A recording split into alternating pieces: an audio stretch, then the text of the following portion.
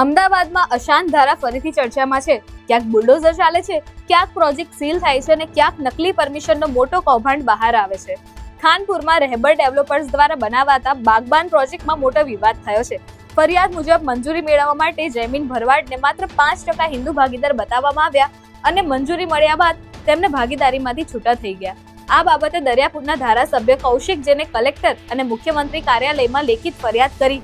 હાલ આ મામલો ગુજરાત હાઈકોર્ટમાં છે અને સાઇટ પર સ્ટેટસ ક્વો લાગુ છે, જેનો મતલબ છે કે ત્યાં હાલ કોઈ પણ નવું બાંધકામ થઈ શકશે નહીં અને એએમસી પર નવી કાર્યવાહી કરી શકશે નહીં। પાલડીમાં આવેલી નૂતન સર્વોદય સોસાયટીમાં મુસ્તફા મિયા હુસૈન મિયા શેખ દ્વારા બંગલો ખરીદવામાં આવ્યો અને આ મામલો એલિસ બ્રિજના ધારાસભ્ય અમિત શાહની ફરિયાદ બાદ સામે આવ્યો। કલેક્ટરે ટ્રાન્સફર ગેરકાયદેસર જાહેર કર્યું અને એએમસી દ્વારા થોડા દિવસ અગાઉ બંગલાને તોડી પાડવામાં આવ્યા। જો વાત કરીએ વેજલપુરના મકરબામાં આવેલા પામ જુમેરા પ્રોજેક્ટની, તો આ પ્રોજેક્ટમાં એક હિન્દુ બિલ્ડર દ્વારા હિન્દુ માલિકની જમીન ખરીદીને અન્ય સમુદાયના લોકોને વેચવાનો પ્રયાસ કરવામાં આવ્યો હતો।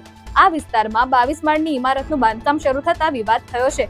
વેજલપુરના એમએલએ અમિત ઠાકરે દાવો કર્યો છે કે આ પ્લાન તેમના ચૂંટાયા પહેલા પાસ થયો હતો, છતાં તેઓ આ અંગે પોલીસ કમિશનર સાથે બેઠક કરીને તપાસની માંગ કરી રહ્યા છે અને સાથે ઓર્કિડ વુડ્સ અને ઔડાના કૃષ્ણધામ ફ્લેટ્સમાં શબાના બેગમ અને શાહનવાઝ ખાનને ફ્લેટ ફાળવણી સામે વિરોધ થયો છે। દાણી લીમડામાં અલહમદ એપાર્ટમેન્ટ માટે નકલી અશાંત ધારા પરમિશન બનાવી વેચાણ કરવાનો પ્રયાસ થયો છે અને આ મામલે મોહમ્મદ બાગબાન સહિત સંકળાયેલા લોકોને સામે પોલીસ ફરિયાદ નોંધાઈ છે।